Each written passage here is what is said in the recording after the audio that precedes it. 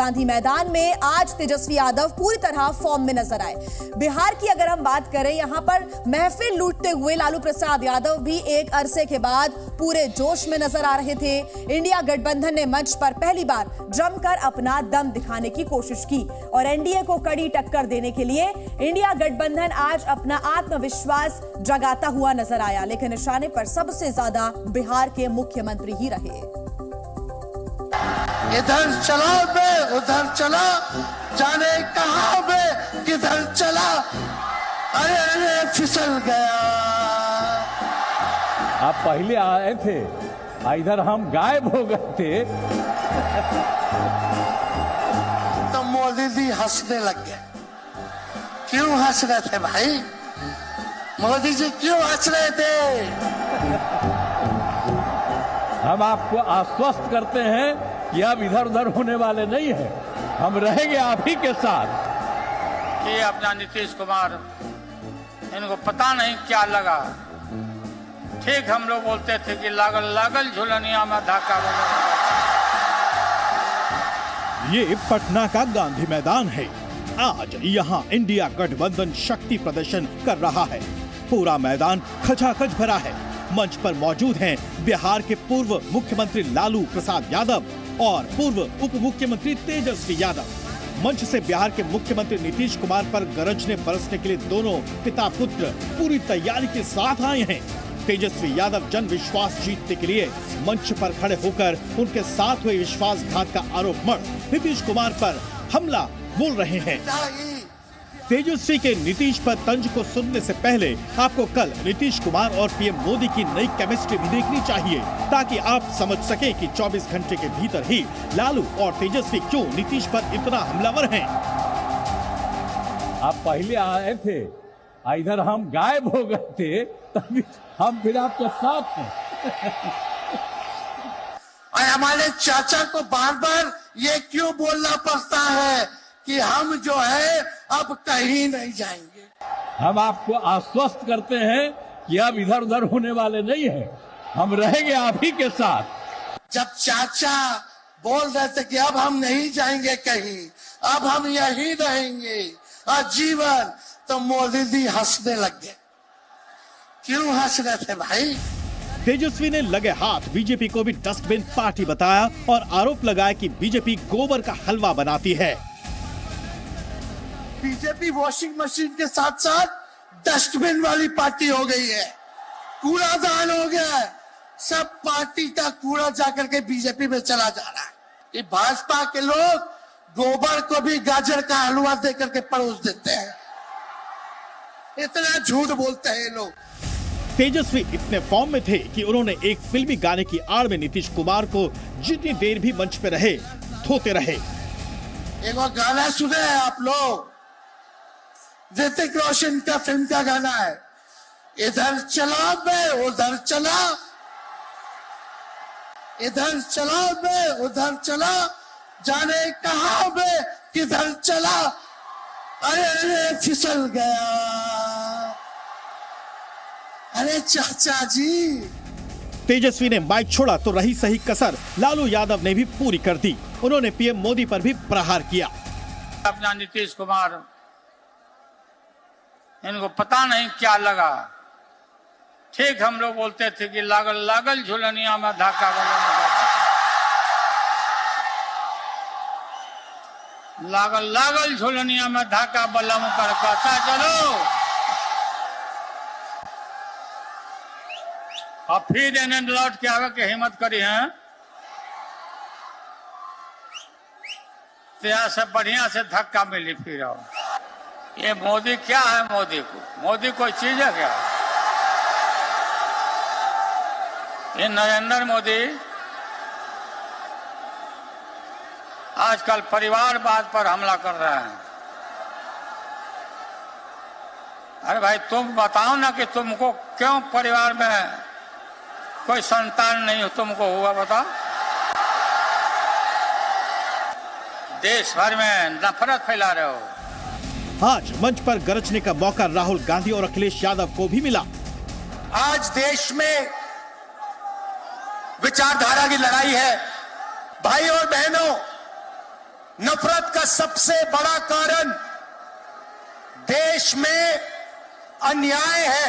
उत्तर प्रदेश 80 हराओ का नारा दे रहा है तो बिहार भी पीछे नहीं है। 40 हराओ का नारा यहां से भी निकल करके जा रहा है।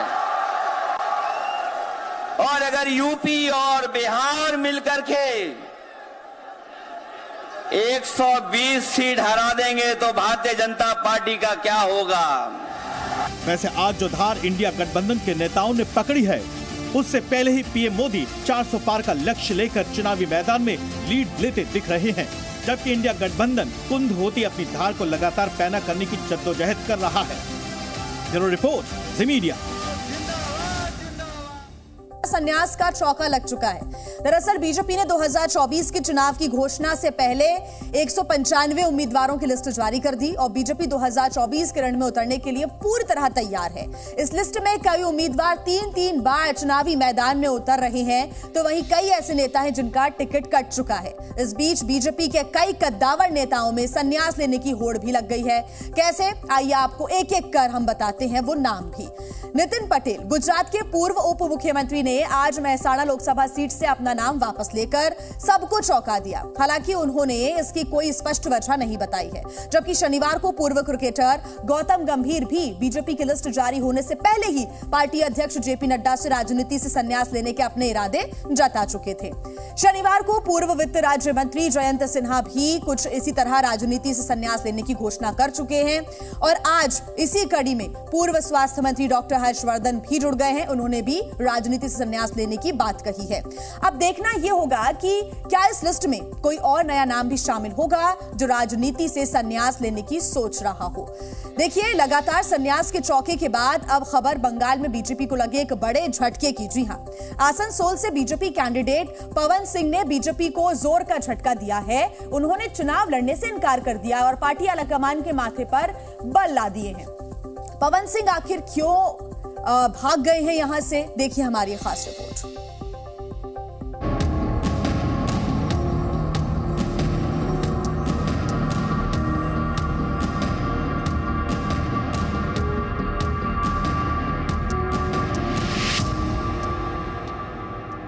भोजपुरी गायक और अभिनेता पवन सिंह ने बंगाल में बीजेपी को बड़ा झटका दिया है। आसनसोल से उम्मीदवारी के ऐलान के 24 घंटे के अंदर उन्होंने चुनावी मैदान से हटने का ऐलान कर दिया। पवन पीछे क्यों हटे, इसकी वजह तो उन्होंने अभी तक नहीं बताई है, लेकिन एक्स पर पोस्ट के जरिए उन्होंने घोषणा जरूर की। बीजेपी अध्यक्ष जेपी नड्डा को टैग करते हुए उन्होंने लिखा, भारतीय जनता पार्टी के शीर्ष नेतृत्व को दिल से आभार प्रकट करता हूं। पार्टी ने मुझ पर विश्वास करके आसनसोल का उम्मीदवार घोषित किया, लेकिन किसी कारणवश मैं आसनसोल से चुनाव नहीं लड़ पाऊंगा। पवन सिंह ने अपने कदम पीछे खींचे तो टीएमसी को बीजेपी पर हमले करने का मौका मिल गया। ममता बनर्जी के भतीजे और अभिषेक बनर्जी ने निशाना साधते हुए एक्स पर पवन सिंह के पोस्ट को कोट करते हुए लिखा, ये पश्चिम बंगाल के लोगों की अदम्य भावना और शक्ति है। माना जा रहा है कि पवन सिंह के चुनाव में न उतरने की घोषणा का असर बंगाल में बीजेपी की चुनावी रणनीति पर पड़ सकता है, क्योंकि बीजेपी ने 195 उम्मीदवारों की पहली सूची में ही बंगाल के लिए 20 सीटों पर उम्मीदवारों के नाम की घोषणा की थी, जिसमें पवन सिंह को आसनसोल सीट से उम्मीदवार बनाया गया था। इस सीट पर भोजपुरी वोटर्स की बड़ी तादाद और उनके बीच पवन सिंह की लोकप्रियता को देखते हुए उन्हें उम्मीदवार बनाया गया था। आसनसोल पवन सिंह। हैरानी की बात यह है कि टिकट मिलने के बाद पवन सिंह और उनके समर्थक जश्न मनाते भी देखे गए थे।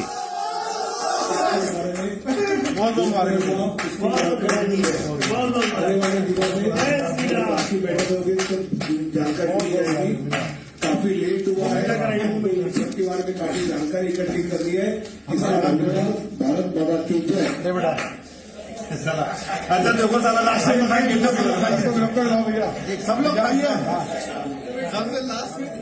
मगर उसके कुछ घंटे बाद ही उन्होंने चुनाव लड़ने से इनकार कर हर किसी को हैरान कर दिया। आपको बता दें कि पवन सिंह को प्रत्याशी बनाए जाने की घोषणा के बाद टीएमसी ने उनके खिलाफ मोर्चा खोल दिया था। टीएमसी की राज्यसभा सांसद सागरिका घोष ने उनके गाने के कई हिस्से को बंगाल महिला विरोधी बताया। उन्होंने हम हसीना बंगाल के गाने के बोल पर सवाल उठाए। उसके बाद पवन सिंह को लेकर बंगाल में विवाद शुरू हो गया। अलग अलग हलकों में भी आलोचना की आंधी चल पड़ी, लेकिन अटकलें हैं कि उनके पीछे हटने की एक बड़ी वजह उस सीट से शत्रुघ्न सिन्हा जैसे दमदार कैंडिडेट से मुकाबला भी है।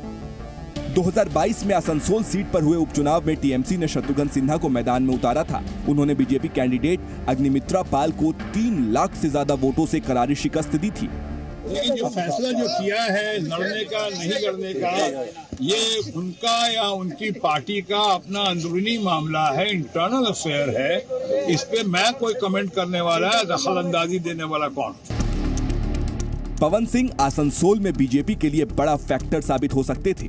साथ ही उनके जरिए बीजेपी की रणनीति बंगाल में रहने वाले भोजपुरी वोटर्स को साधने की थी। अब बीजेपी को आसनसोल सीट पर नए उम्मीदवार तलाशने के साथ साथ बंगाल के लिए अपनी रणनीति भी नए सिरे से बनानी होगी। ब्यूरो रिपोर्ट, जी मीडिया। बीजेपी ने 2024 के महामुकाबले के लिए दिल्ली के दंगल में 2 महिला उम्मीदवारों को उतारा है। इन्हें पुराने और अनुभवी चेहरों की जगह मौका दिया गया है, तो मथुरा से नए उम्मीदवारों को दरकिनार कर हेमा मालिनी को हैट्रिक लगाने की जिम्मेदारी दे दी गई है। तो क्या बीजेपी का ये दाव उसे चुनाव जिताएगा? इस रिपोर्ट में देखिए। ऐसे 195 में उम्मीदवारों के नाम हैं, उसमें 28 हमारी मातृशक्ति है कि अब की बार 400 पार, फिर एक बार मोदी सरकार। ये तीसरी बार है तो I have to do much more bigger work I have to do. मुझ जैसे साधारण कार्यकर्ता पर पार्टी ने इतना बड़ा मौका देकर जो विश्वास जताया है, मैं उनका धन्यवाद करता हूं। नारी शक्ति, नारी वंदना का नारा देने वाली बीजेपी ने 2024 के लोकसभा चुनाव के लिए 195 उम्मीदवारों के नाम का ऐलान किया, तो उसमें इस नारे और संकल्प का असर साफ नजर आया। बीजेपी उम्मीदवारों की लिस्ट में 28 महिला कैंडिडेट शामिल हैं।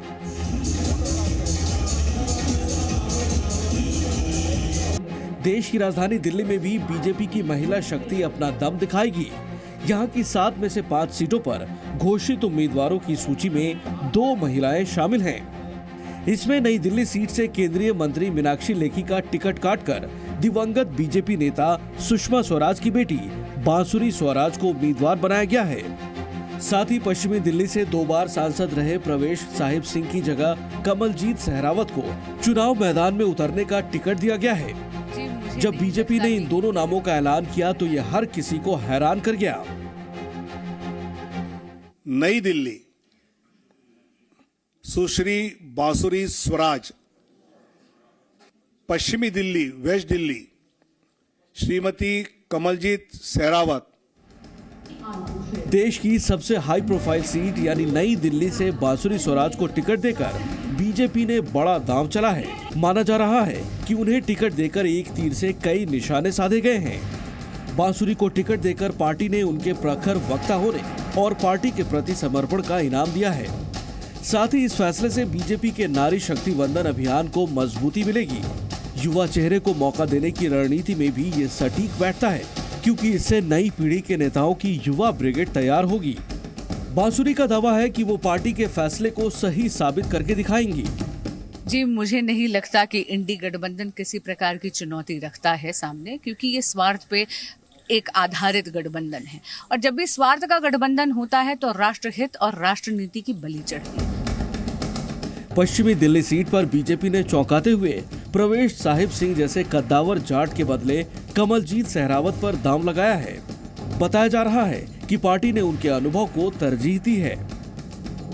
कमलजीत एसएडीएमसी की मेयर रह चुकी हैं और फिलहाल वार्ड नंबर 120 यानी द्वारका बी से पार्षद हैं।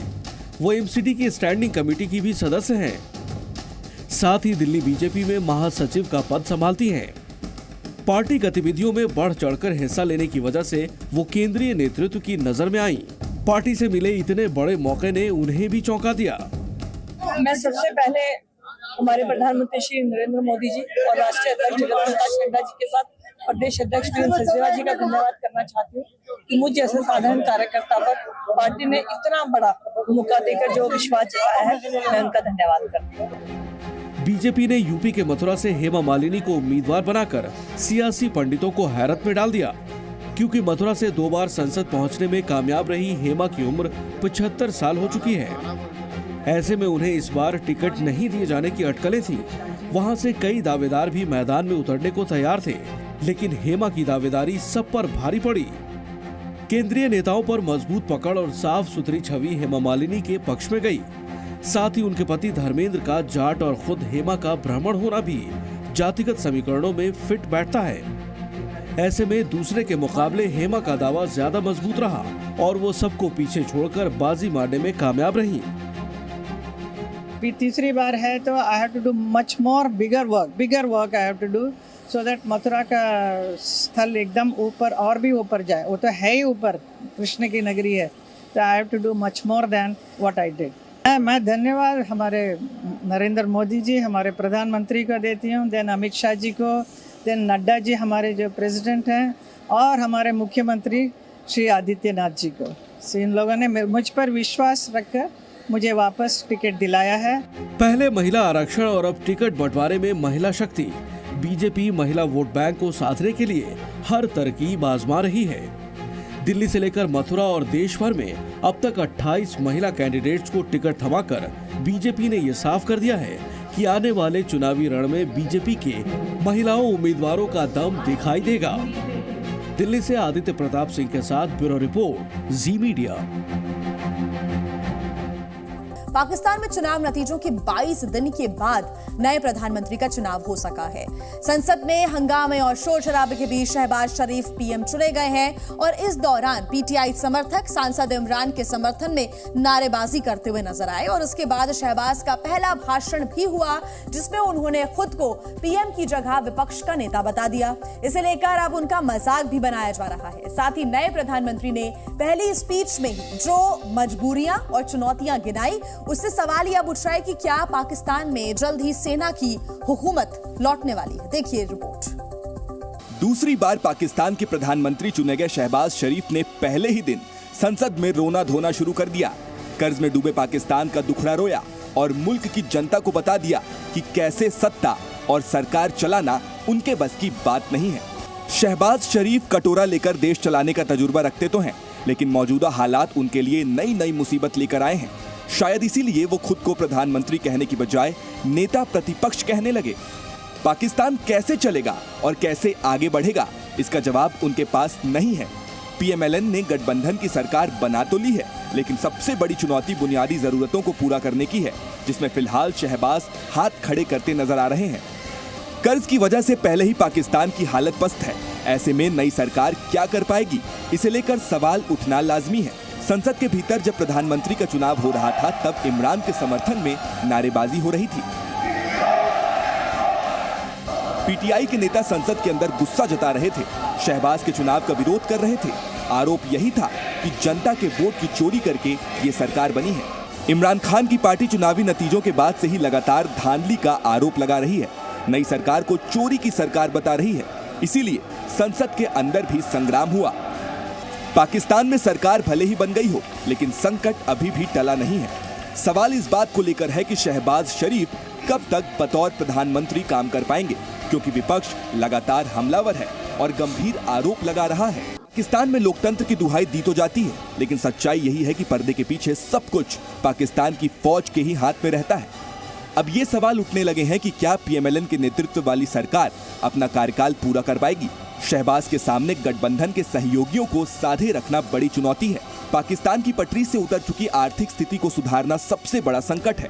जनता की समस्याओं का समाधान कैसे होगा, इसका विजन भी सरकार के पास नहीं दिख रहा। इमरान की पार्टी चुनाव में की गई धोखाधड़ी को बड़ा मुद्दा बना रही है, जो सरकार के खिलाफ सबसे बड़ा हथियार है।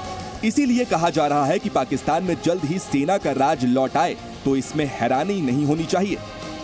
पाकिस्तान में सेना के इशारे पर चुनाव भी हो गए और सरकार भी चुन ली गई। प्रधानमंत्री एक बार फिर शहबाज शरीफ को ही बनाया गया है, मगर पाकिस्तान का संकट कम होने के आसार नहीं दिख रहे। यानी सरकार के वजूद पर पहले ही दिन से सवाल उठने लगे हैं। ऐसे में सेना कब क्या खेल करेगी, पाकिस्तानी अब इसका ही इंतजार कर रहे हैं। ब्यूरो रिपोर्ट, जी मीडिया। तो पाकिस्तान की संसद में चुने हुए प्रतिनिधियों ने पीएम चुनने के लिए आज मतदान किया। पीएमएलएन के उम्मीदवार शहबाज शरीफ को कुल मिले हैं 201 वोट, जबकि उनके विरोधी पीटीआई नेता उमर अयूब को सिर्फ 92 वोट मिले हैं। सरकार बनाने के लिए नवाज शरीफ की पार्टी पीपीपी समेत 7 पार्टियों के साथ गठबंधन कर चुकी है, यानी कि कुल 8 दलों की सरकार यहां पर है। और शहबाज सरकार को मुत्तहिदा कौमी मूवमेंट पाकिस्तान यानी कि MQMP, पाकिस्तान मुस्लिम लीग कायद यानी कि PMLQ का समर्थन है। इसके अलावा सत्ताधारी गठबंधन में बलोचिस्तान अवामी पार्टी यानी कि BAP और पाकिस्तान मुस्लिम लीग जिया PMLZ भी शामिल है। चुनाव नतीजों के बाद इत्तेहकाम ए पाकिस्तान पार्टी यानी कि IPP और नेशनल पार्टी NP भी शामिल है। तो बड़ी खबर हम आपको बता रहे हैं इस वक्त, मुंबई में सुरक्षा एजेंसियों ने चीन का एक जहाज रोक लिया और जानकारी के अनुसार जहाज में पाकिस्तान के परमाणु कार्यक्रम के लिए सामान भेजा जा रहा था। भारत की इस कार्रवाई से पाकिस्तान बौखलाया हुआ है। पाकिस्तानी विदेश मंत्रालय ने तथ्यों को गलत तरीके से पेश करने का आरोप लगाया है, लेकिन जहाज में जो सामान मौजूद था उससे ये साफ हो गया है कि पाकिस्तान कैसे अपने आका चीन से न्यूक्लियर प्रोग्राम के लिए मदद ले रहा था। चीन और पाकिस्तान की सीक्रेट न्यूक्लियर प्लानिंग भारत ने फेल कर दी। चीन से कराची जा रहे एक जहाज को मुंबई पोर्ट पर भारतीय एजेंसियों ने पकड़ लिया। कंगाल पाकिस्तान अपनी एटमी ताकत में चोरी चोरी इजाफा करने की फिराक में था। इसके लिए वो अपने आका चीन की मदद ले रहा था, लेकिन भारतीय एजेंसियों ने उसकी चाल पर पानी फेर दिया है। भारतीय सुरक्षा एजेंसियों ने चीन से पाकिस्तान जा रहे एक जहाज को मुंबई पोर्ट पर रोक लिया। दावा है कि इस जहाज में परमाणु और बैलिस्टिक मिसाइलों से जुड़े कंसाइनमेंट है। जांच के दौरान जहाज से कंप्यूटर न्यूमेरिक कंट्रोल मशीन मिली। इस मशीन का इस्तेमाल सैन्य कार्यक्रमों में होता है। DRDO की टीम ने जहाज में मिले सामान की जांच की। आशंका जताई जा रही है कि मशीन का इस्तेमाल पाकिस्तान अपने परमाणु मिसाइल प्रोग्राम में करने वाला था, इसलिए उसने चीन से प्रतिबंधित सामान मंगवाया था। गलवान के बाद चीन साफ तौर पर जानता है कि वो हिंदुस्तान के साथ कभी भी लड़ाई अकेले नहीं जीत सकता। इस समय दुनिया का फास्टेस्ट ग्रोइंग न्यूक्लियर आर्सेनल जो है वो पाकिस्तान का है, और इसको पूरा करने के लिए पाकिस्तान और चीन के जो खुफिया गठबंधन है वो बहुत ही मजबूत है। इसी को निगाह में रखते हुए उनका एक जहाज जो पाकिस्तान जा रहा था उसको मुंबई में रोका गया। पाकिस्तान को भारत ने करारा झटका दिया है तो चीन को भी उसकी औकात दिखा दी। परमाणु हथियारों के लिए चोरी छिपे पाकिस्तान की मदद करने की चीन की चाल भारत ने फेल कर दी है। भारत के इस एक्शन से पाकिस्तान में खलबली मची है। पाकिस्तान की परमाणु साजिश का खुलासा जहाज के जांच के दौरान हुआ, क्योंकि सामान के साथ जो दस्तावेज थे वो भी झूठे थे। मुंबई पोर्ट पर रोके गए जहाज से मिले दस्तावेजों के मुताबिक दावा किया गया कि पकड़ा गया सामान शंघाई JXC लॉजिस्टिक्स कंपनी से भेजा गया है, जबकि जांच में ये खुलासा हुआ कि ये सामान ताइयुआन माइनिंग कंपनी ने भेजा था। दस्तावेजों में दिखाया गया था कि सामान पाकिस्तान विंग प्राइवेट लिमिटेड में डिलीवर होना था, मगर जांच हुई तो पता चला कि ये सामान पाकिस्तान की कॉस्मोस इंजीनियरिंग कंपनी में जाना था। जांच से चीन और पाकिस्तान के झूठ का पर्दाफाश हुआ। खास बात यह है कि कॉस्मोस इंजीनियरिंग कंपनी एक डिफेंस सप्लाई कंपनी है। पाकिस्तान की साजिश और चीन की चाल पर भारत ने एक बार फिर पानी फेरा है। साथ ही अंतर्राष्ट्रीय समुदाय को भी संदेश दिया है कि कैसे आतंकी मुल्क दुनिया की आंखों में धूल झोंकने की कोशिश में है।